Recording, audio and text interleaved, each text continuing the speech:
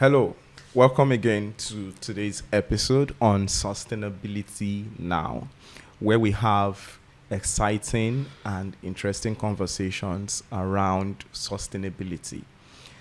We always believe that it is important and pivotal to talk about this topic now because we know the future depends on our perspective about things now. Okay, so today we're going to be looking at waste, and the question around waste first is a world of zero waste possible? Is it possible to have a world without waste? What really is waste, right? And what we're going to challenge today is the perception of how we see waste. And can waste really be a resource? These are the questions we're going to be answering in the episode today, looking at waste, types of waste, and what you can do with waste. So it's our hope and intention that after this episode, maybe you would stop calling it waste and start referring what you call waste as resource. So sit back, enjoy this episode, and as always, engage. We would like to hear your thoughts and your perspective about this topic. So today, I'm here again with my friend, Odunayo Olisa, and we're going to be having yet another interesting conversation about waste. So, from your perspective, what is waste, and what are the types of waste that currently exist? Don't come for me, because what I'm about to say, a lot of people feel like, oh, I'm being extreme, but it is what it is. I mean, so two things that I'd like to say before I even answer your question and we go about today's discourse is waste is artificial, and waste and whatever is artificial is man-made, because from the environment, waste does not exist. And then, there is a popular saying that goes by, beauty lies in the eye of the beholder. I'd like to say that resources lies in the eyes of the beholder. It is what you're seeing, right, that will determine what you're able to, it's what you're able to interpret that will determine what you're seeing. If you're interpreting it as waste, then it will be waste. If you're interpreting it as resources, it becomes a resources, right? So generally, waste are byproducts from any point of production. They are defined, we have defined it as, those things that are not useful to human. The use has come to an end, but there is still something left after it was used. When you buy soap and you remove the soap, there is that container, the carton that was used to package, we call it waste. We trash it, but actually it's not waste because it's made from carton. It can be turned into something else, right? So yes, typically waste are like those entities that we term as useless, and then we discard it and set them aside to be trashed. Food, anything, those are the things that we call waste. And then the types of waste they're very versatile, but we will try to, for the sake of this discourse, we'll try to categorize them into, there's solid waste, there is liquid, there is organic, and there is inorganic. Even though the solid and liquid, they both fall under the category of, so basically two major, organic and inorganic. Under organic and organic, you have solid, liquid, all of that. Under inorganic, so you have solid, liquid. So it depends on which you want to handle. If you want to handle organic is a concept where they can be reintegrated back into society in an environmental friendly way. It can decompose, the earth can handle it. Yes, the earth can handle reintegrating it back into the ecosystem. Those are organic waste. But inorganic wastes are waste that it will take advanced technology, to take human intervention to recycle them, and integrate them back into the society, right? If it's inorganic waste that we have issues with, no problem, but you'll be shocked that it is more of organic waste that contributes more nuisance in the environment, right, than the inorganic, right? So yeah, I think that has answered your question. Okay. We would also, I think, mentioning electronic waste.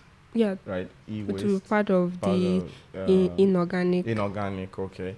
Then maybe we can also categorize industrial waste as inorganic. As inorganic too, differently. Then there's one more. Industrial waste. E-waste. Okay, I think it covers it, right?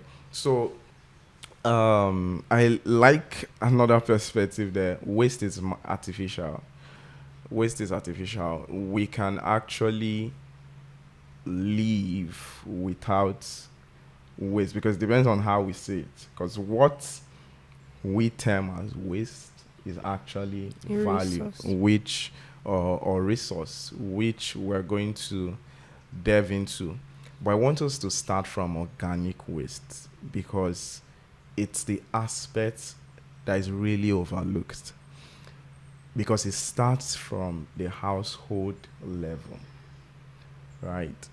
So every household, everyone needs to eat, everyone needs to feed, and the volume of kitchen waste, right, organic waste that comes out of homes they are massive, but there are no structure or no knowledge on what to do with this waste, and it's just discarded in a way that is really not proper, not even organized. So let's start from that aspect. What can households really do with their organic waste that it becomes a resource for them? Okay. So how houses and homes can manage their organic waste, right?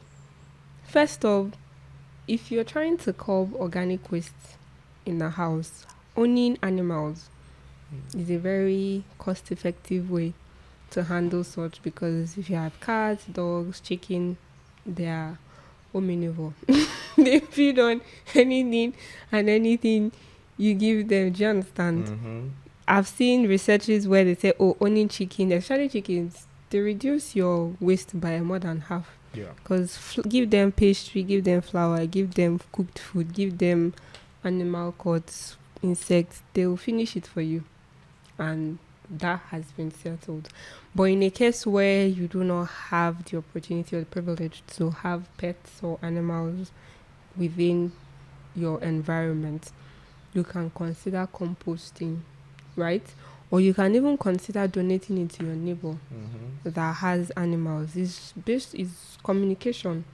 Do you understand? Oh, I have an animal. I have goats. I have dog. I have chicken. Oh, I can be bringing my food waste to you, right? And the main reason why a lot of people might have shied away from this is because of stereotype. Oh, what would they think of me? How would they see it? It's understanding, and it's communication, and how we see things. Is a necessity now. Being able to manage your home waste from your own end is a necessity. Is what the environment, because we have to take responsibility. We can't leave everything to the government. What if it's not working? What if the private organizations, so they are struggling? Even if you leave it for them, your house will be smelling. Most of the times when all these industrial waste pickers come and they pick waste, it's smelling. So effective way, if you don't have animals or pets, Reach out to your neighbors that have. Give your security guard or the help in the house. At the end of the day, let them collect it and take it to them, and they give. It also comes with integrity, because some people say, what if you poison my animal? What if you did this? What if you... Be a person of integrity. Have the best interest of your neighbor at heart. Do you understand? If not, these things will not be resolvable, because if you collect, it's not economical and it's not cost effective for waste pickers to be coming to pick every day. They're even contributing to the carbon emission on those trips that they are coming, right? And they are not paid enough to engage in such activities. So how do you manage it for that once a week that they'd come, right? The food waste, once you collect it, they come, you give your neighbor, or if you are the ones with the animals, you give it to them. And if you don't have animal, nobody in your estate or your environment has animals, you can decompose it. You can engage in what's the word now? Yes, composting. You engage in composting. You have sand at a portion, and then there are certain types of food waste that can be broken down by some organisms and microorganisms. You pour, not oil. Oil doesn't break down, right? Because it has been processed and is not organic. Except there are some certain types of oil that they are like organic, but not every type, right? So you collect it, you pour it, you level it with soil, you mix it, you cover it. Over 1 week, 2-3 weeks, the soil will naturally break it down, and then you see that soil that you collected that was brown before, it will start becoming black, because it's now becoming rich in all the nutrients that it should have, and then all the bacteria and the organisms that they are working, and they are breaking down the waste that you've discarded. And then that is just one aspect of the waste. There is the plastic, there is the glass, there is the paper, there is the which one? I've mentioned glass, metal, paper. Which other one again? I think electronic waste. That's about it. You set it aside. I know everywhere now you see all those metal scrap people. It's not just metal scrap now, there's plenty. There's plastic scrap, because you see them. You set it aside at a portion in your house. If you do not have the energy for it, you can engage your security or house assistants to help you take it to them. Or you just tell them at the estate gate that, when these people come, let them come to my house, they'll pick it up. Some of them even pick up all the waste categories. They pick up the paper, they pick up the metal, they pick up the glass, and then they pick up the plastic. And one way you can even reduce plastic waste from your own end, that it's almost invisible, like it doesn't exist, is you buy glasswares, right? When you order food, you go with your takeaway, and they sell into it. Do you understand? It's your money, it's your food now.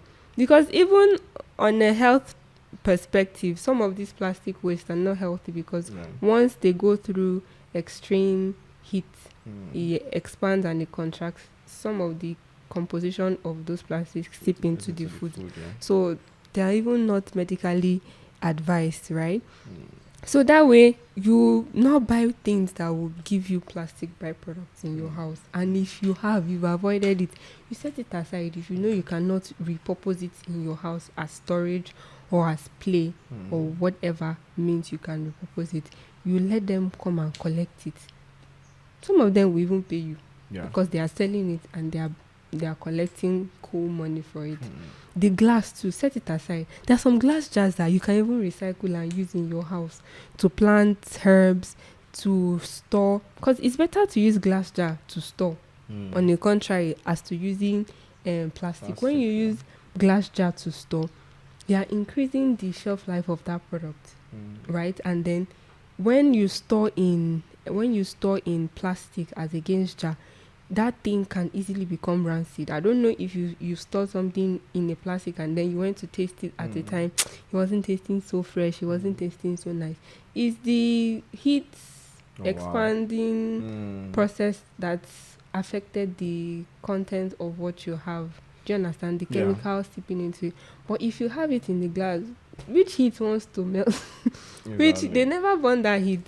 Well, it's heat that eventually, but like in a house setting, except maybe the house is burning, that's when the glass jar will melt. But in a typical setting, that glass jar will not disintegrate. It will not even alter its chemical composition as long as it's in a regulated environment. So you can be sure that the content that you are putting in it will retain its nutritional value Yeah. and nothing will happen to it when you store in a glass container.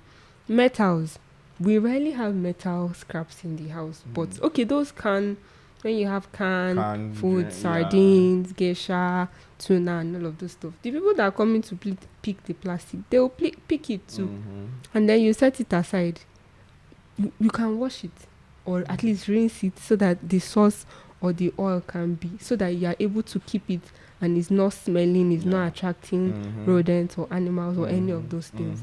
That way you're even able to keep it at a side that once it is 1 gram or 1 kg or 1 ounce, I can take it to the metal scrap people myself and they'll pay me. Yeah. Awesome. It's money, it's something. Yeah. Right. And then even for the paper and carton on too, you can set it aside. Yes, I know a lot of people are against clustering. They want to declutter. They want their house to be aesthetically pleasing and all of that. You can do it once a week. That way, you already know that all the cartons. It's not every time you're ordering on Jumia. It's not every time you're ordering. It's not every time you're buying something new in the house, right? So you just set them aside when you know you've gotten, and then you can tell them to come and pick it. Those guys even run every day now. I see them in the estates where I stay, and I'm sure a lot of people see them around. Give them, they'll take the paper, they'll take the plastic, they'll take the metal, and whichever one that you have left. And then another way to actually really reduce food waste is cook what you can finish. And whatever you serve, finish it. And what if you know that the food is so much, give your security or estate guard or keep it in the freezer for you to eat another time. And then ensure that your food doesn't get burnt. If your food does not burn, there is no waste, because either you eat it or you give someone or you save it in the freezer. That way, the only actual organic waste that you have is maybe, you're peeling your onions, you're cutting your vegetable scrap, or the fish intestine, or all of. But if you're able to cook what you can eat or what your family can eat, and nobody wastes food, you have a very controlled quantity of organic waste. So when you mentioned from the very start about pets, having animals around, it reminded me of what I loved about visiting my uncle sometime back. I loved how he designed his house. So anytime I think about a circular model, a sustainable system, I always think about my uncle's home, because in his home he has trees planted within his compound, which is very nice, gives it a good serene. In fact, I prefer the fresh air I get there, right? I prefer it to the AC or the whatever fan. So I just go outside. You can, there's this chair. Yeah, that will sit, you lay down, and you're enjoying the That's how I grew up. If you go to my parents' house, nature, right? And he has a fish farm. He has a poultry, and he has a piggery, like my pig parents farm. have goats and Different. The poultry, there's the normal chicken. There's goose, geese, all of those. So nothing is a waste. So as food is coming out, he's giving goats to the chicken, the pigs, then he's getting fish feed. So everything is just within self-sufficient, the compound, right? So the other aspect that when I was at his place, I was talking to him about, which he was trying to manage, was the waste from the pig farm. That's the um, what word would I use now? Is it physics or Okay. They yeah, are excrete. excrete from the pigs?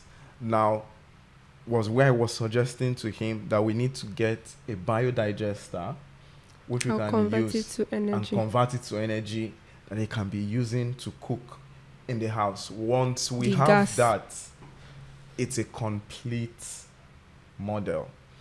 So I think it makes sense for households to begin to think why we're struggling to fix sustainability within the industries, within manufacturers. I think it also makes sense to begin to fix the perspective of households to start thinking about sustainability within the household level. That waste Modernization is the thief in this aspect. exactly. So we people need to start understanding that waste is an idea, is artificial, and we can actually live without generating waste. Because in the real sense, nothing is a waste. It's just in a process. We're not just transiting those materials to the next phase. We're stopping somewhere and saying this is waste I don't have the energy to to continue the continue process, and you just hands off. into the next process, right? So I think in the household level, we need to start having that um, that tradition again, or that idea. When you sent me that video of that chicken, when we're discussing and talking about the fact that before owning chicken within Is the house, 101. It's almost every basic. household have a chicken, a dog, or something. But now we want, because we can just go to the market, buy frozen food. No, it's not even We because don't, you can just yeah, go to the market. Some people feel like it's beneath them to care for animals. Like exactly. they don't have the energy for it. They're not cut out for it. They're Mm-hmm. not doing that shit. It's too dirty. All that. It's not Going modern. through the It's, easier routes. it's not modern. It's not giving. Do you Yeah, get? yeah. So So I think we're being too modern, and our our so-called modernization, it's it's leading us without into, clarity. yeah, it's without clarity, and it's leading us into a trap. So what we're also failing to see is some of the things we are calling modernization or transitioning into. The developed nations They are are running going back away from it. to what we're trying to run away from.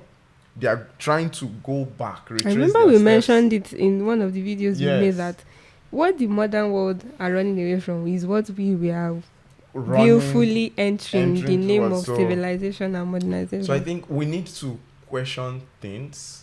We need to redefine what is really modern. Like the previous conversation we had, the criteria is it useful for humans? Is it useful for the environment? Is it useful for the economy? Those are the criteria we can measure whatever we are doing, so we can be able to improve them and stick with them, rather than just finding, I think, in our quest to finding an easy way out, an easy way out, an easy way Quick, out, quick easy, solutions, convenient, convenient, it's leading us into a trap. little or no Yeah. responsibility. Someone say, I'm going to Mm. the office. I don't have time to go and be checking any animal or any. I just want to wake up, take care of myself and go. Okay, now. No I'm telling you. problem.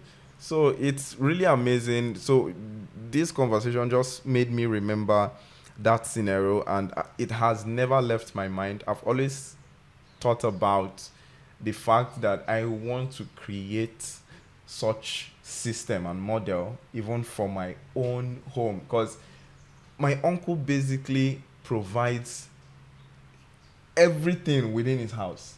So he could just stay and we get fish from the fish pond and we're making food. He can stay and there is meat, fresh chicken. We can stay and he decides that, oh, today there is roasting pig. a whole pig. So it was just so interesting living there, knowing that everything you're eating, It's fresh. you know where The it's coming sauce. from. You know its source. It's fresh. You catered for it. There's even a And- satisfaction that Yes. comes with the whole process. And the process, even if it's work, but it's normal work, it's not as hectic as we think, right? And it's very possible because I saw it play out and I loved it, honestly. No, it's not even work, Yeah. as it were. Mm. It's routine. Exactly. And it's what we've come to adopt. That time that you're easy to scroll on Instagram, that you think you are doing something meaningful. Exactly. You've gone, you fed the animals, and then you've come back inside. It's just actually prioritizing your health, Yeah. your environment. Mm-hmm. Because your health is not just what you live, it's Yeah. where you live. Leave. Do you understand? Mm. Prioritizing your health, your environment, and the quality of life that people who, that's why some of our parents live long, because they engage in some certain types of activities. Your uncle's house is my house. In my house, we have the goats, Yeah. we have sheep, Mm-hmm. we have chicken, we have turkey. Mm-hmm. Yeah, at some point, my mom had some fishes, but I don't know if I think on and off, but the pond is there. Yeah. And then the water they release, it goes to the farm. Yeah. There is a banana section somewhere that the water goes. There are different vegetables in my house. My father Yeah. plants yam. He plants anything he wants to eat. Yeah. Do you understand? So if you want vegetable, you don't have to get to the market to buy. There is a portion in the house that you go, you cut your vegetable and you eat. Yeah. So even some of the things that you end up going to the market to buy, they are very reduced because you have it there. Your waste, the ones that is going to the goat, the one that is going to the fish, the one that is going to the chicken is there, and the one that you pour directly on the other plant so that it will manure it is there too. So it's just what we see as important, is what we see as priority, is what we want to give our time to, or we feel like is worth giving our time to at the end of the day. I absolutely agree. I think we need to review our priorities, look at our routines, and find a way to make these systems work, because it's effective. It's not even an argument to say that it's not an effective model and it doesn't work, because from how we grew up to what we're seeing now, it's just totally different. We can find a way to make this work. There's a process now of vertical farming, which can be utilized, aquaponics, which we can utilize again.